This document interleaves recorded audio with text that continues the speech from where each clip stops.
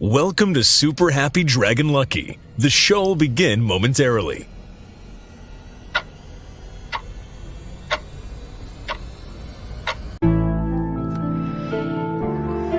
Yeah. Young Satoshi. Yeah. Ooh. Yeah. Dragonchain, Dragonchain, Dragonchain, Dragonchain, Dragonchain, Dragonchain, Dragonchain. Mine 10 blocks on the blockchain. My ETH father for the got paid. These dragons selling like they hotcakes. We go to the moon like we don't got breaks. If you want to transact on a marketplace, Dragonchain, Dragonchain, Dragonchain. Dragonchain, Dragonchain, Dragonchain, Dragonchain, Dragonchain, Dragonchain, Dragonchain. Mine 10 blocks on the blockchain. My ETH father for the got paid. These dragons selling like they hotcakes. We going to the moon like we don't got breaks. If you want to transact on a marketplace, Dragonchain, Dragonchain, Dragonchain. My ETH costs more than your rent. I spend my life savings, get a 10. Dragons get the hottest coming next. Me and Joe Rose make a bet. All this shit seem new to me. Fix a blockchain with security. Keeping data safe is the fluency. How could you not fuck with the company?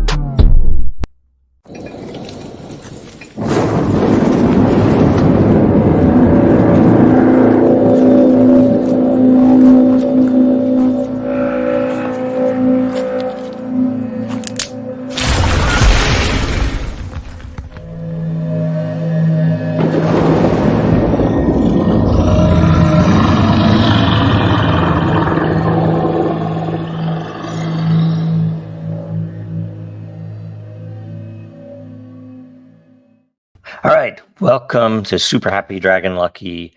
This is the Dragonchain Update Show, and it's episode 77. That is 0xf7. It's the 248th weekly episode with AMA.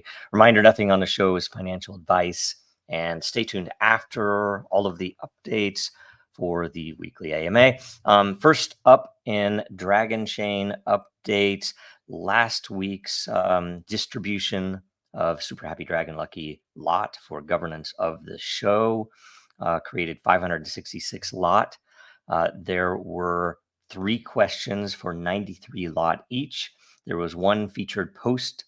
There were no featured posts. The host received 93 lot and Dragonchain received 190 lot. I think that's all correct. Next, we have Den.Social updates. So the May 2024 LCP proposal phase starts next Tuesday. So make sure you watch for the post to make your proposal. And in DenDAO updates, we have a new format. So make sure you go see the post in the DenDAO layer and make any comments, suggestions, and we'll try to get answers there. So let's see here. We're not having the DenDAO show anymore, or at least now it'll be on demand. So if we need a show, we can have it. But so let's see here. Dayrox asks if we can take some time to discuss the basics of DRAKARIA and what we would need to pass the quiz positively. It's probably not a DenDAO thing, but we could at least cover the Den part of how governance is going to work. Maybe that would be a good thing to talk about. So maybe we can talk about that on, trying to think when we could fit that in. We need to do that though. So we'll either do that here or somewhere else. And maybe if there's a question in the AMA, we can cover it there as well. Also, so now, let's go to Roll Blockchain Roundtable updates. In case you missed it last week, last week's episode was sort of subverting corrupt governments with blockchain. Make sure you go watch and share it. It's really a really good show. There was a lot of good info on it. And the more views it gets the first week, the more lot all the participants will get, including, of course, the people who ask the questions. So go do that. And this week, in about 55 minutes or so at 1100 Eastern, 1500 UTC, we have reordered the roundtable shows. Somebody called an audible, and so we essentially are going to, I think it was going to be the 4th week. We're going to do it now because of current events. That was Bitcoin hijacked, and is Roger Ver correct? Episode 154. Make sure you get in there and ask some questions if you are able. Thank you. Already looks like there's a good set of questions in here, a bunch. So we will, anybody who gets a question aired will get credit. We can probably get through all those, I would hope. So thanks for all of that. And Drakaria updates. Thanks for watching and sharing all the updates that have been going on. The gateway keys are coming, and I've made a little bit of progress on the blockchain section, which has some interesting stuff. I just want to make sure that it is thorough and essentially, make sure that it has everything in there. And we'll get that out soon. Hopefully, that'll be out by next week, and we can show you that here. Also, an informal update. We are getting close. We have some of the last artwork with some of the 3D scenes is being finished in these next couple of weeks, and we're getting the website in place, at least to a first draft form. And if it's good enough, we'll go ahead and open it up. And I'm trying to think what else. I mean, the potential to accept other forms of currency like US dollars and things like that is all in the works. The design is done. The implementation is starting. So hopefully it'll be pretty soon that we'll get to see all of those eggs being spawned. So next I will go, let's see here, while I refresh the tab for episode 77. The AMA is now here, and every participant with a unique question will get lot from the Dragonchain layer for governance of Super Happy Dragon Lucky, this show, this program. And if you get multiple questions in, I'll still answer them if I'm able, and but you will only get credit for one. I reserve also the right to revise and extend my remarks, just like all of those traders do in Congress. First question, Oxons. Was it ever thought of creating an interface within the console, Dragonchain console, to manage, organize, or transfer time between different accounts? By signing and authenticating a user profile with several wallets, it would be quite simple. It's possible. All of the time system was developed to be purely with the token itself, so not externalized, not separated. So if you look into the way that the time transfer works on chain, it is essentially a 2 or 3 step process where you send your coin to your Dragonchain, your dragons to the new address. Let's say you had it in an insecure wallet, and now you're going to put it in a hardware wallet that is more secure.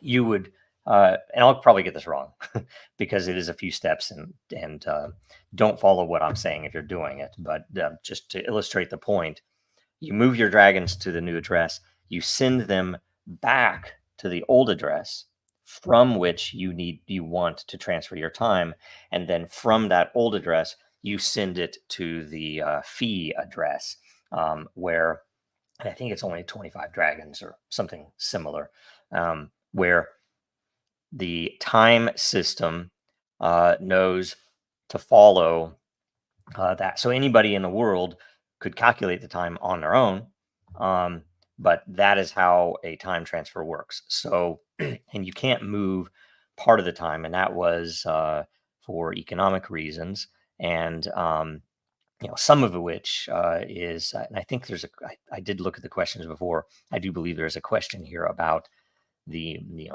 meaning of that, the reason for that design. So I'll get to that then.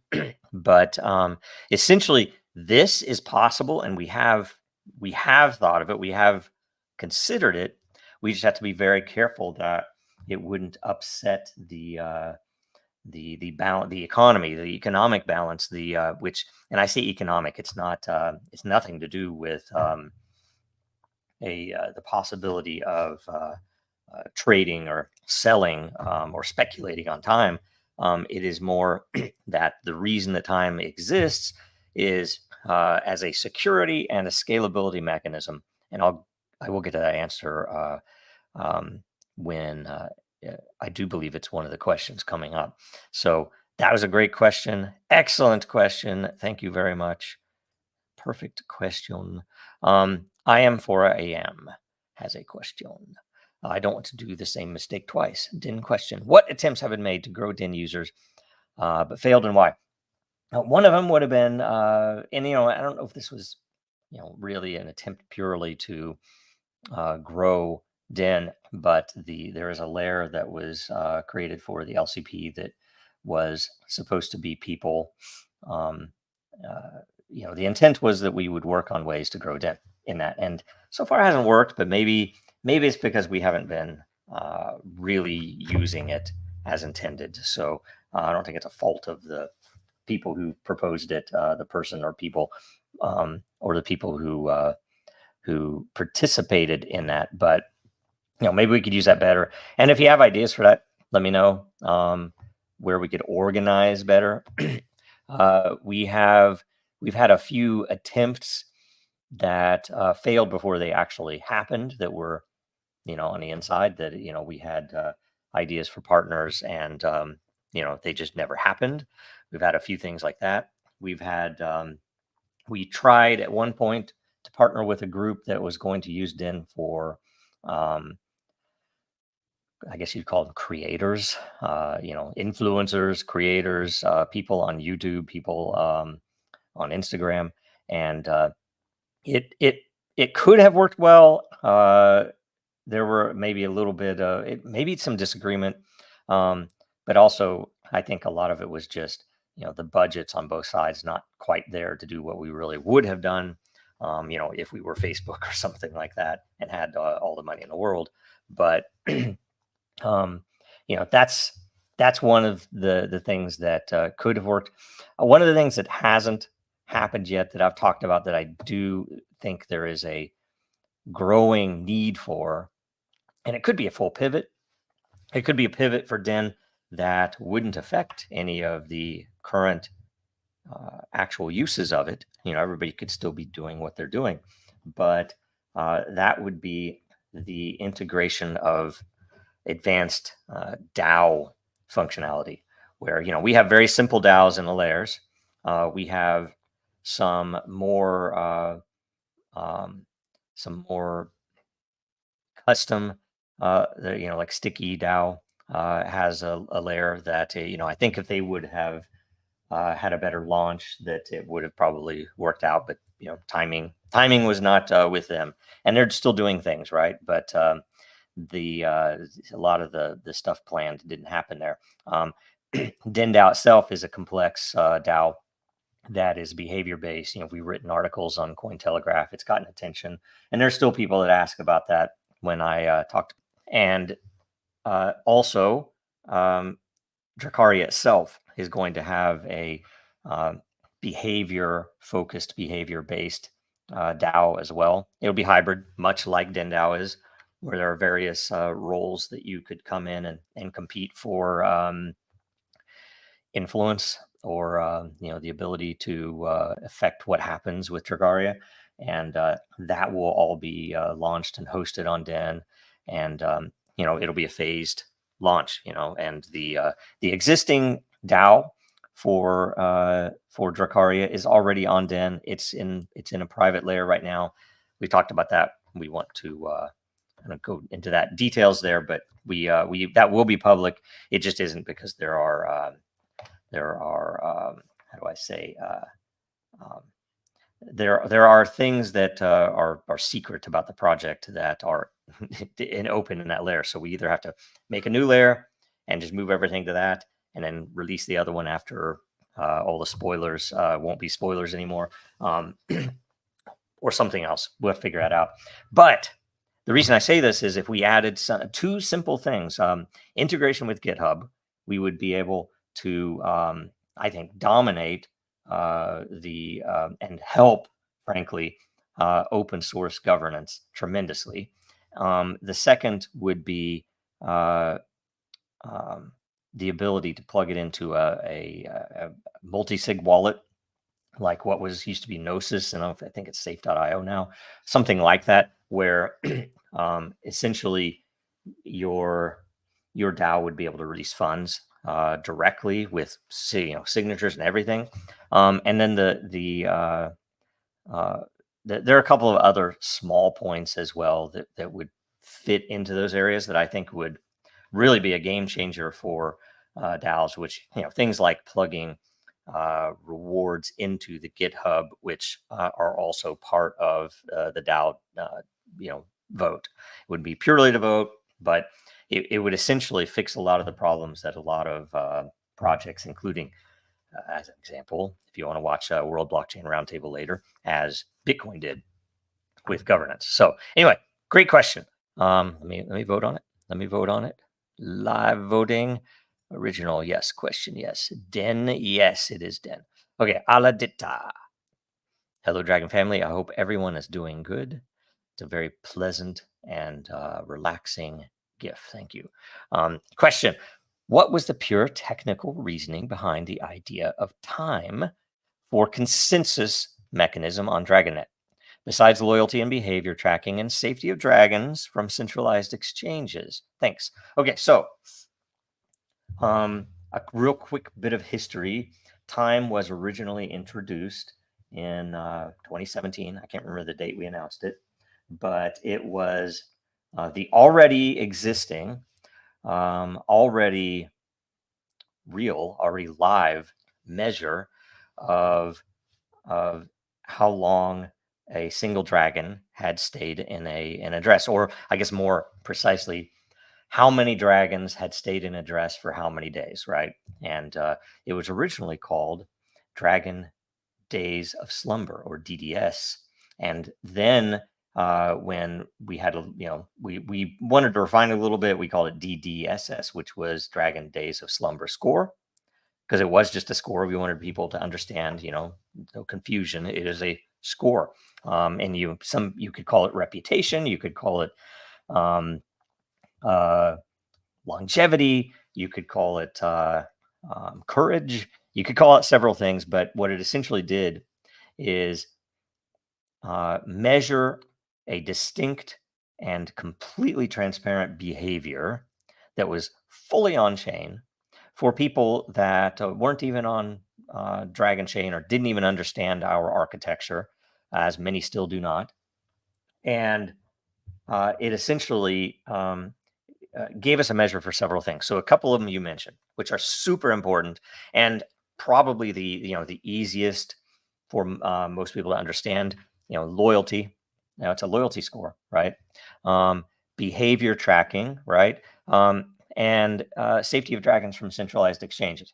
I mean, effectively, one of the big behavior components was to incentivize people to get their dragons onto a hardware wallet or some safe place that they controlled, not sitting on an exchange, right? We did this for a number of reasons. If anybody goes back, dials themselves back to 2016, 2017, 2018, and how many exchanges lost funds for their users. And, it's in the end, the exchange is responsible because of the way they did things. And obviously the attacker, whoever stole them, is responsible. Sometimes it was an inside job, right? We think, who knows? But of all the people who were in crypto, no one who was actually using crypto the way intended, number one, and the way and for its unique utility, lost anything, right? And as we saw that, we were like, we need to find a way to give people reason beyond just telling them don't keep your stuff on exchanges, it's dangerous. I mean, you can say that till you're blue in the face, and people will still do it because it was convenient and they didn't have to actually understand the fact that they could hold that crypto. I mean, I bought stuff from Mt. Gox back in the day. And, I used it, I gave it away, I did stuff with it, but I never lost it when Mt. Gox was there. And it blew my mind that all these crypto people, and in fact, people who were very well known in the crypto world could have left so much on Mt. Gox. And it wasn't because I didn't trust Mt. Gox. In fact, the more that's there, the less I would trust anyone who might be working at an exchange or something. It's a big honeypot, right? There's a ton of money there. So those were super. Those were huge. But what you're asking about, sorry, it's a really long answer, was the pure technical reasoning behind the idea of time for a consensus mechanism. So I'll explain it real quick, then I'll tell you the reasoning, right? So essentially, when you're on DragonNet, time is a massive component of I'll say economy again, but it's a behavior economy. So don't think of it in terms of money. It's a measured thing where if I'm running a node, I'm running an L2, I'm running an L3, I'm running a notary node, that the more time I have, the better I will compete against anyone else running nodes on that network, right? So, and it's an interesting thing.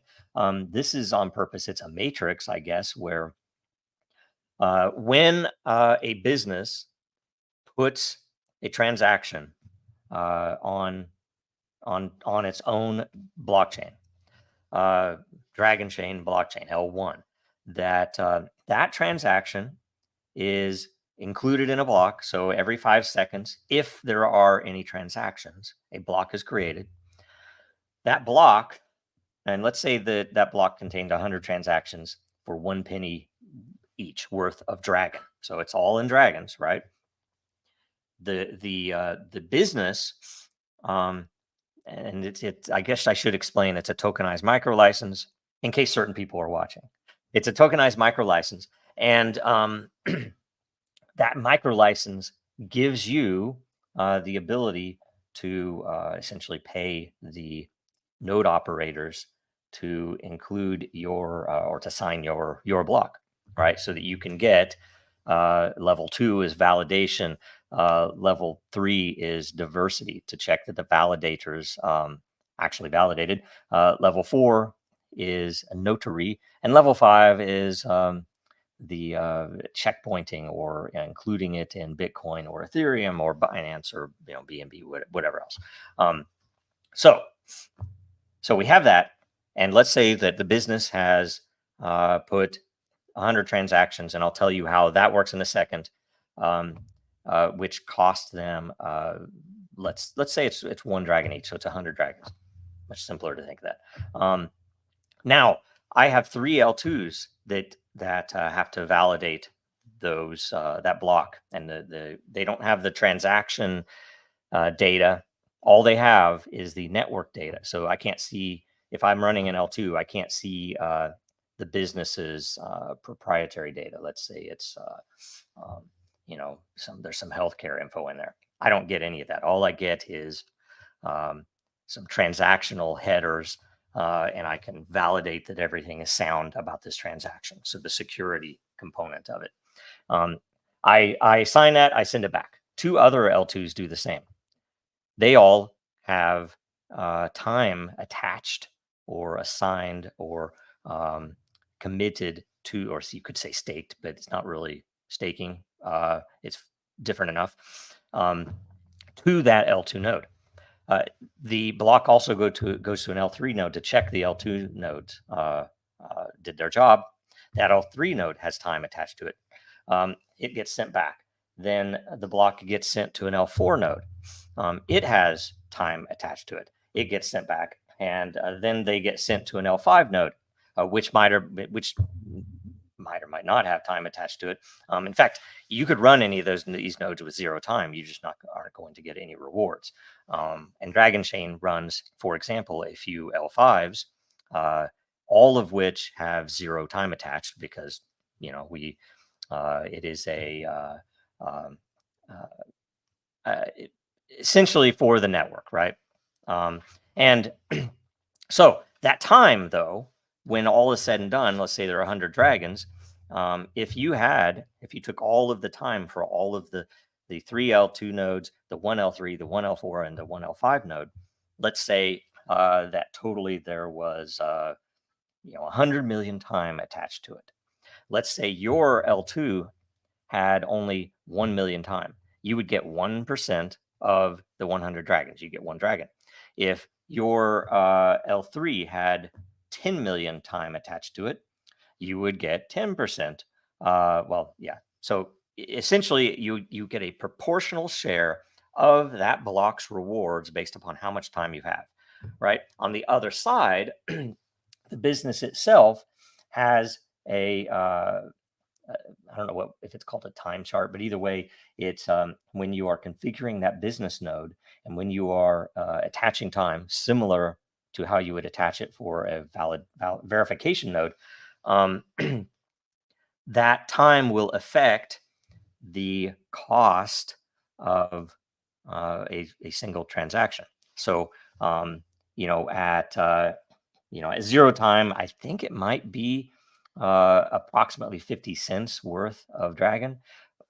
I'll have to look, something like that. It might be $1, can't remember. And at when you go more and more time in the millions and then in the billions, you can make the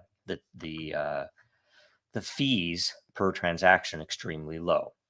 So apologies, this is a very, very big subject, but and we have a patent on this because it's a pretty remarkable I guess I'd say discovery, innovation. Let's call it an innovation. And in fact, we had a couple of different angles for how we wanted it to work that were based upon a couple of other things that other blockchains do, and none of them worked for scalability. We already knew that our platform, Dragonchain, was technically scalable. That is, and I make a differentiation because technical scalability, and there might be a better word for it, I don't know, is the ability to jam as many transactions into a block as possible, to get as much throughput as possible, to get to do all types of what you think of as the technical things that would apply even for a non-blockchain project. And we knew that from working at Disney. In fact, we were pleasantly surprised with some of the systems that we put out, expecting what was the Disney private blockchain platform at the time to fall over because we plugged in some of their bigger systems to it, and it didn't. And so we were happy with that. We kept improving it, and the thing that we didn't have was economic scalability, because it was a totally different question inside of Disney, as you can imagine, that when we applied a tokenized micro license so that the entire network wouldn't have to be built by every single project, right? So that you could essentially share stuff. The community can help by doing some of the verifications. We needed a balance, and this, and I've explained it in the past. I haven't had to talk about this in a long time, so apologies for it taking so long. But in the past, I've described it as if you look at how every other blockchain network works, and that's every one of them that I could think of. Maybe I'm, and who knows? It's a new day. There might be something out there now that might fit this as well. But every single one of them is based on scarcity of hardware, right? And there could be some other, scarcity of action, scarcity of token. But even Ethereum, even with proof of stake, you do have a token scarcity, obviously, as part of that component, but you still have to run a piece of hardware. And that piece of hardware has to be able to sign with, and I don't even, I don't know some of the architecture of Ethereum's proof of stake, so I don't want to say too much here about it. But essentially, everything, and even if you go back to original Satoshi, one CPU, one vote, it was supposed to be, and it ended up being not CPUs, ended up being ASICs, ended up advancing several other ways. But essentially, his method of consensus, which was so powerful for creating blocks, was that miners had to produce hash power, and that the way you prove that you produce hash power is by providing an output that would be extremely hard to get if you didn't run through all trillions of guesses, essentially.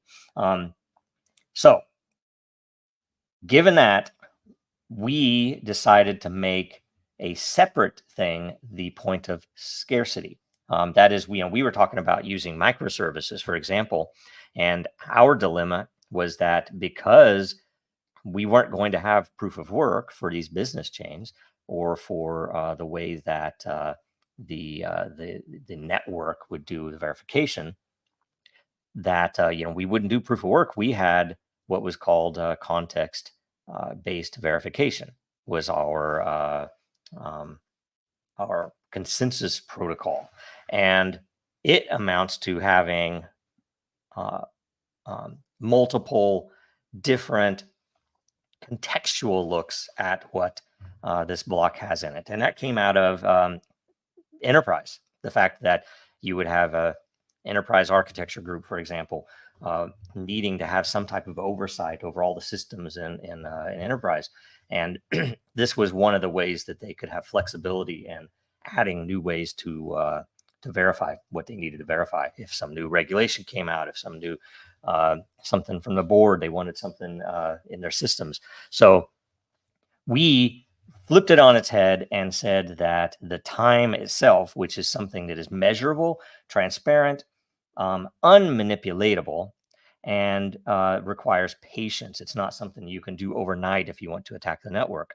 And so I think, frankly, even though security is a massive component of it, loyalty, things like beta programs. So that's how you get into the early beta programs at Dragonchain were all based upon your time score, but at the time DDSS. So I do think that the most important innovation related to time is what I call, to go all the way back to the beginning, instead of technical scalability, it is economic scalability. And we've proven it several times. And the most significant was when we ran 24 hours worth of high volume transactions through the operational network, where you could essentially see that Dragonchain could handle, I think it was 140 or 150%, but it might have been more than that, of Visa's, or the Visa Global Payments Network daily volume. And so we essentially surpassed that, just to demonstrate that this, not like a short period of time. Obviously, a lot of projects can do that. This was over a 24-hour span, and every transaction was successful, and every transaction made it all the way to Bitcoin and Ethereum, and I can't remember what other we might have been on Ethereum Classic as well back then. So at the same time, when we say economic scalability, the transaction cost for every transaction in that demonstration did not budge, did not change. The transactions that every other chain put out there, at the time, I can't remember if Den was around then, but at the time, like Eternal, and all the other chains, I think the coffee chain was on there, and a couple other things live at the time. No other project saw any change in their fixed transaction costs, right?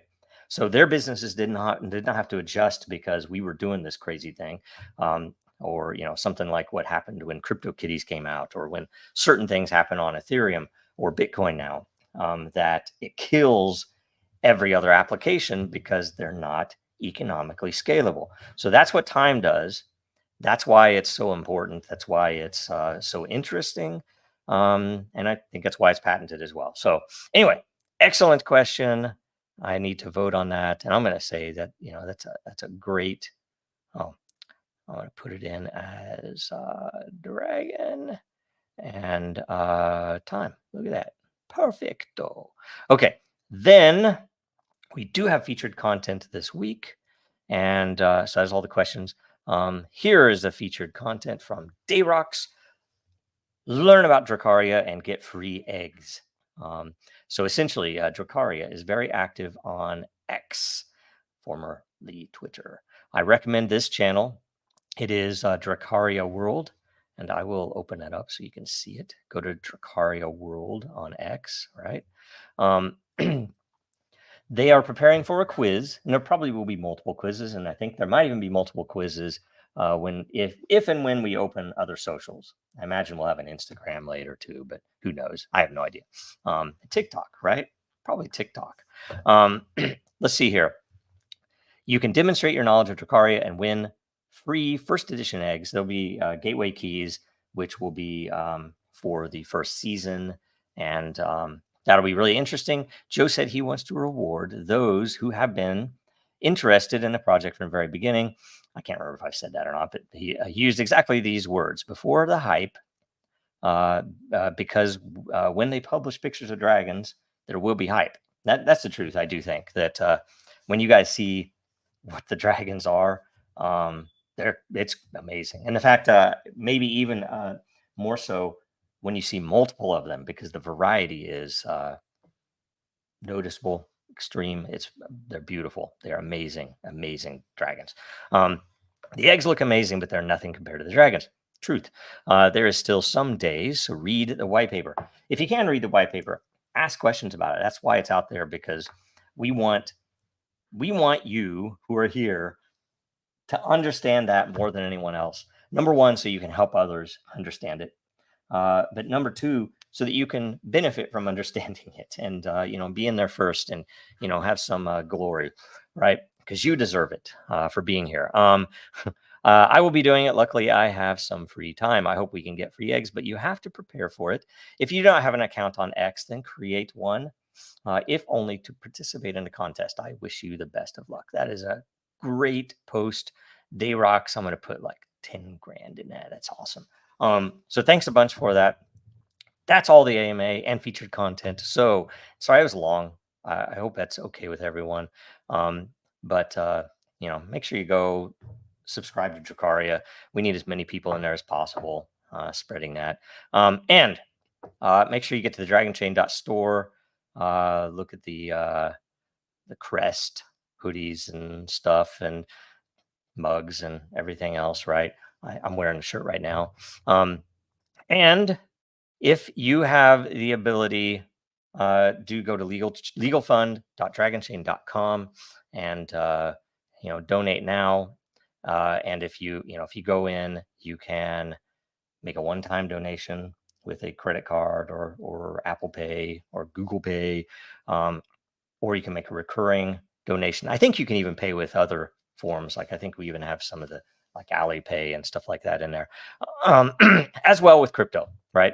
There's a full, very simple way, and it's all signed. So before you send anything in crypto, do please check the proof signature down at the bottom.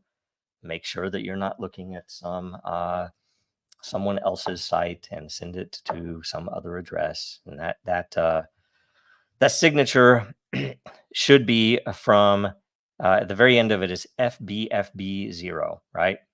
So, you can look at that here in the video. Here, I'll make it really big, and you can make sure that. Sorry, it kind of scrolled out of my way there. So you can read that. That is the address. We should probably post that. I'll talk to the team. We should probably post that on the Dragon Chain Twitter as well, so that you would have a totally, other than this video, a total out of band way to verify the address before you verify the signature, before you send anything in. Anyway, that's a long bit of stuff there. That's everything. So make sure you watch us again next week. Super happy Dragon Lucky. It'll be 78. We're almost out of the 70s. I'm going to be sad when we are because we waited a long time to get here. Also, make sure you watch the World Blockchain Roundtable today in about 19 minutes at 1100 Eastern, 1500 UTC. Follow Dragonchain, Real Denizens, and Jojo Row on Twitter. On LinkedIn, if it matters. I don't know if anybody's on LinkedIn anymore. It's kind of a weird place. And Den.Social, obviously. I'm Joe on Den.Social, but anyway, follow us there. And that's everything. So I'll see you in a few minutes on the other show. Okay, what was I going to play here? I'm gonna here's what I'll play. I will play. It's gone. There it is. All right. Sorry, I'm running the whole show right now, so apologies for that. Thanks a bunch. Talk to you soon.